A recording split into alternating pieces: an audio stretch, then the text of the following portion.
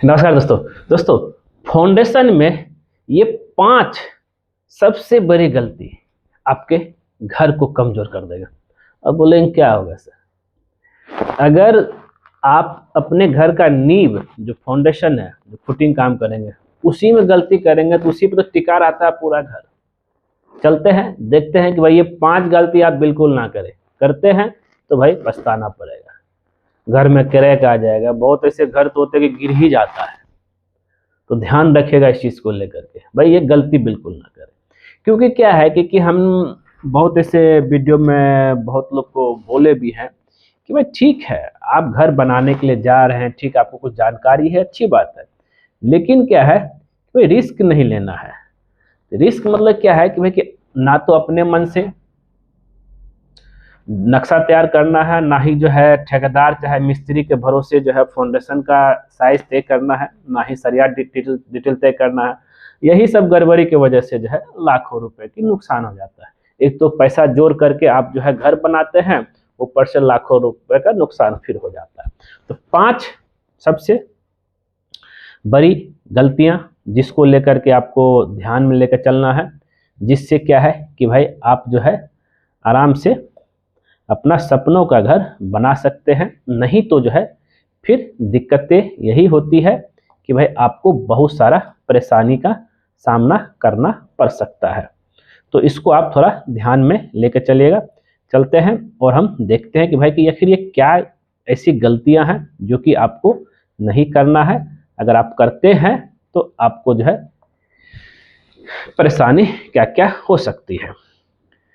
तो यहाँ पे जो हम बता रहे थे फाउंडेशन को लेकर के, जो है पहला जो सबसे बड़ी गलती होती है फुटिंग साइज को लेकर के, मतलब कि जानकारी के अभाव में जो है हम लोग क्या करते हैं, उसका जो फुटिंग साइज होता है वो जो मिस्त्री चाहे ठेकेदार बोलता है वही हम दे देते हैं।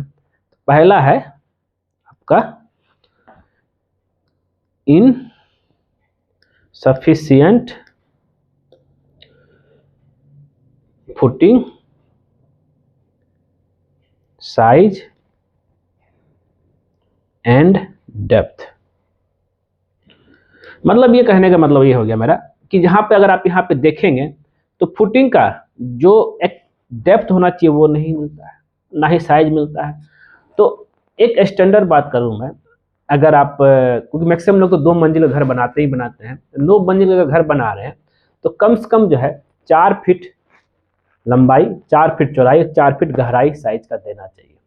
तो क्योंकि देखिए नींव अगर जितना होना चाहिए अगर वो जमीन के अंदर नहीं है तो भाई फाउंडेशन सेटलमेंट होने का चांस रहता है, जिससे क्या है कि आपका कॉलम हो, बीम हो, छत हो, वाल में क्रैक दिखेगा।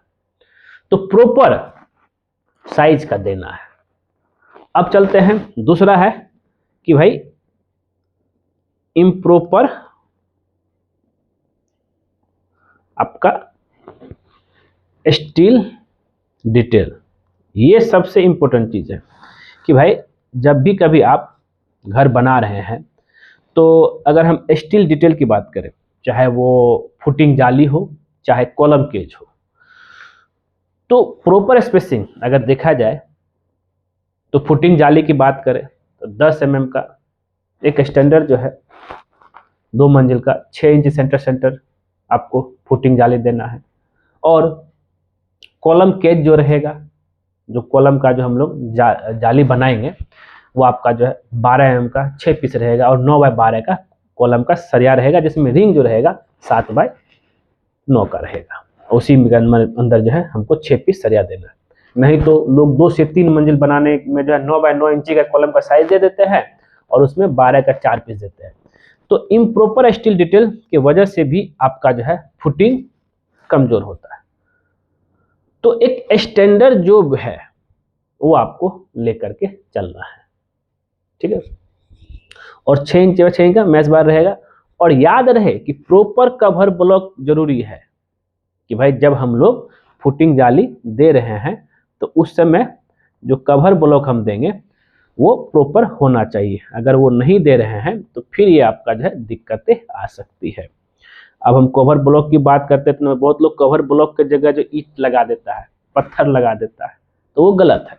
ईंट पत्थर नहीं देना है, प्रॉपर कवर ब्लॉक होना चाहिए जो कि आपका 50 mm का, नीचे भी 50 mm रहेगा, चारों साइड में 50 mm रहेगा, और प्रॉपर जो है शटरिंग भी करना है। अब ऐसा ना हो कि भाई थोड़ा प्लाई लगा दिए, ईंट से कर दिए, उससे जो है प्रॉपर नहीं हो पाएगा। और तीसरा है, सबसे इंपॉर्टेंट है, रॉन्ग कंक्रीट मिक्स। ये सबसे बड़ा लोग जो है गलती कर देते हैं। कंक्रीट मिक्स इंपॉर्टेंट है। अब देखिए क्या है कि एज पर जो है कल IS कोड के हिसाब से जो है अगर घर बना रहे हैं रेजिडेंस, उसमें आपको जो है कंक्रीट जो मिक्स करना है M20 ग्रेड का करना है, जिसका रेशियो होता है 1:3, 1 पार्ट सीमेंट, 1.5 पार्ट बालू और 3 पार्ट गिट्टी होना चाहिए। उसके हिसाब से आपको कंक्रीट मिक्स करना है, और मिक्स प्रॉपर तरीके से होना चाहिए, क्योंकि बहुत समय अगर मिक्स अच्छे से नहीं करेंगे, गिट्टी अलग दिखेगा, बालू अलग दिखेगा, इस तरह से हो जाएगा। प्रॉपर मिक्स करके पानी भी डाल करके जो मिक्स करके तब जाके कंक्रीट यूज करना। तो इसमें जो है M20 ग्रेड का इस्तेमाल करना। और याद रहे कि जब भी कभी आप कंक्रीट ढलाई कर रहे हैं तो उस समय जो है कंक्रीट वाइब्रेटर जरूर इस्तेमाल करना है प्रॉपर कंपैक्शन के लिए। और मैक्सिमम मिस्त्री तो हमने देखा है कि वो ढलाई के समय जो है प्रॉपर कंक्रीट वाइब्रेटर इस्तेमाल नहीं करते हैं, जिसकी वजह से हनीकम आ जाता है। उस हनीकम की वजह से जो है आपका उस फाउंडेशन है हमेशा तो जो है मिट्टी, सॉइल और मिट्टी के संपर्क में रहेगा, धीरे धीरे जो है वो आपका सॉइल में कंक्रीट में जाएगा और सरिया तक पानी जाएगा। पानी जाने से जो है जंग लगेगा, जंग लगने से जो है सरिया कमजोर होगा और धीरे धीरे कंक्रीट को जो है क्रैक मतलब चीरना भी, फाड़ना भी शुरू कर देगा। इससे क्या है कि आपका जो है बिल्डिंग कमजोर हो जाएगा। ये हुआ। चौथा पॉइंट है जो कि ये याद रखना है कि बहुत लोग इग्नोर करता है सॉइल कंडीशन को लेकर के। जहाँ पे हार्ड सॉइल है वहाँ भी वही सेम फुटिंग देगा, जहाँ पे जो है नदी किनारे जहाँ पानी एरिया है वहाँ भी सेम फुटिंग देगा। ऐसा नहीं करना है। आप एक बार हो सके तो सॉइल टेस्ट करवा लीजिए। अगर सॉइल टेस्ट करवा लीजिए, जैसे ही 1 फुट खोदते हैं थोड़ा रोड से नीचे हिस्सा में अगर पानी आ जा रहा है, तब उस सिचुएशन में सॉइल टेस्ट करवाएंगे तो भाई सॉइल का कितना जो है आ रहा है स्ट्रेंथ, मतलब कंप्रेसिव स्ट्रेंथ जो भी कहा जाए, सॉइल बेयरिंग कैपेसिटी, माफ कीजिएगा।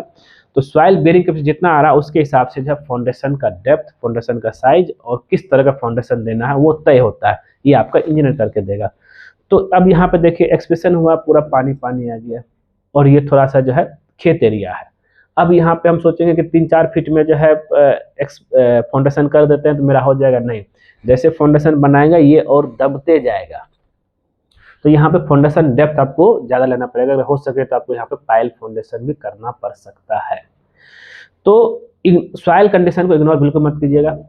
और जो नदी किनारे है चाहे तालाब किनारे है वहाँ तो और भी इग्नोर नहीं करना है। हाँ, जहाँ पे जो एक्सप्रेशन करने से पूरा हार्ड सॉइल निकल रहा है, पूरा सेफ साइड में निकल रहा है, उस सिचुएशन में आप जो है नॉर्मल फाउंडेशन कर सकते हैं।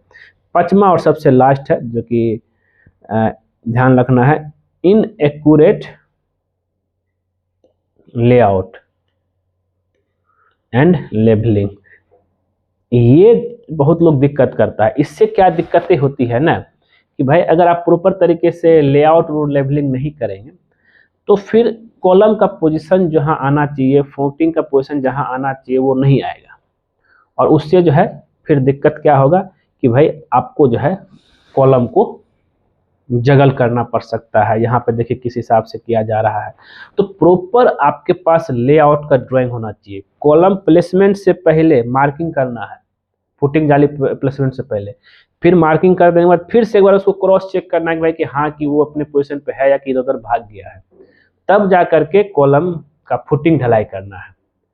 ऐसा ना हो कि बस एक सीधा में ले लिए, बस जा रहा, फिर पता चलता है फुटिंग लेवल में, प्लिंथ लेवल में कॉलम तो अपने प्लेसमेंट से 1.5 फीट 1 फीट बाहर चला गया, फिर सरिया को जगल करके वहां से निकालता है।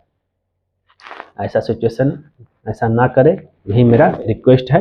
और जब भी कभी आप जो है घर बना रहे हैं तो ये 5 चीज जो है आपको ध्यान में लेकर चलना है, तभी जा करके आपका जो है फुटिंग मजबूत बनेगा, मतलब नींव मजबूत बना तो आपका घर जो है मजबूत हो जाएगा। नींव कमजोर हुआ, घर पूरा कमजोर हो जाएगा। और प्रॉपर ढलाई के समय कंक्रीट वाइब्रेटर इस्तेमाल करना ही करना है। ये जो सरिया से खींचना, बांस से जो है कंपैक्शन करना, ये गलत तरीका है। ये सरिया और कंक्रीट के बीच का जो एयर वाइड को नहीं निकालता है, ध्यान रखिएगा इस चीज़ को। तो दोस्तों मिलते हैं आपसे नेक्स्ट वीडियो में कुछ नए टॉपिक के साथ। आज का वीडियो कैसे लगा हमें कमेंट करके ज़रूर बताइएगा, और वीडियो पसंद आए जरूर इसको लाइक कीजिए, शेयर कीजिए, कमेंट कीजिए, और खास करके हमारे चैनल को सब्सक्राइब कर दीजिए, क्योंकि जैसे ही आप हमारे चैनल सब्सक्राइब करेंगे उसके बगल में बेल आइकन बन जाएगा, उसको क्लिक कर दीजिएगा। उससे बेनिफिट बस यही होता है, जब सिविल इंजीनियर दीपक कुमार को नया वीडियो आपके लेके आएगा, सबसे पहले आपके नोटिफिकेशन में दिखेगा। वीडियो बना देखने के लिए धन्यवाद दोस्तों।